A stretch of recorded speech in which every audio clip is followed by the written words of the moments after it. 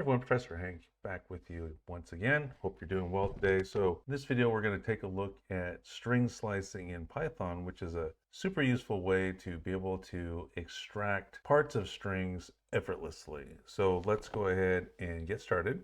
So what is string slicing? String slicing is a way that we can extract a substring from a string, and a substring is just a smaller part of a string, by using syntax that looks like this. So we'll have the string, and then we'll have a start index, we'll have an end index, and then we'll have a step index. So let's break it down with an example. So let's say that we've got a string. We'll have a statement that looks like this. We'll say word equals hello. And let's say I want to just print out the last characters of the string. I don't want the whole thing.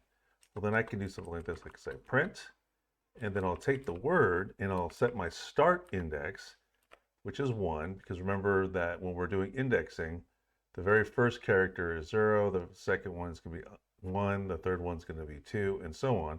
Let's go up to, but not including 4. So that's how that works. So what we're going to do is we're going to see ELL.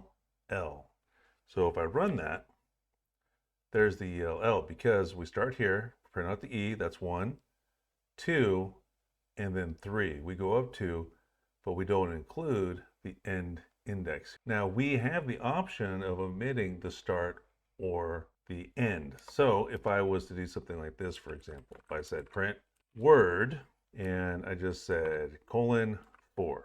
So that says, let's go from the very beginning. So that's going to be at the H up to, but not including index 4. So in this case, we're going to see the hell. So let's see that. So there's the output there. And we can do that at the other end as well. So we could just specify the first index and then leave the end out. And so then what we'll see here is LO. So there it is right there, because we're starting here at 1, and this is saying go all the way to the end. Whereas this here is saying start at the beginning and go up to, but not including index 4. So 0, 1, 2, and 3. Python also supports negative indexing, starting the count from the end. So let's see an example of that. We say print word -4 : -1. What this is going to do is this is going to show us, it's going to start here and it's going to start going back. So it'll say -1, -2, -3, -4. So we'll start here and then we'll go through -1. So let's see what that looks like. So you can see there is the L. So this can be super useful when you want just the last few characters. So the step value will allow us to skip characters. For example, if I have text equals A, B, C, D, E, F, G, and then I do something like this, print text, and I start at 1, go up to, but don't include 6, and I want to print every second character in the string, then we'll see something that looks like this right here. So B, D, F. So we printed the B, the D, and the F. We skipped every other character. And you can even reverse a string easily by just doing something like this, which is going to look kind of weird, but we can say : and then -1. When we run that, you can see there is our backward string. Now let's examine a couple of common use cases where you might use this in real code. Let's say that we have a file name and maybe it's doggy.jpg, and you want to know what the file extension is of that file name. So something like this, extension, and we'll assign to it file name -3. So we're going to start at -3 and go through the end. So what's -3? -1, -2, -3. So then I can print that extension and you'll see that we stored JPEG. Another example might be if we want the first and last character of a string. Say we had name equals Alice, and we wanted to specify first character equals name 0, and then the last char is going to equal name -1.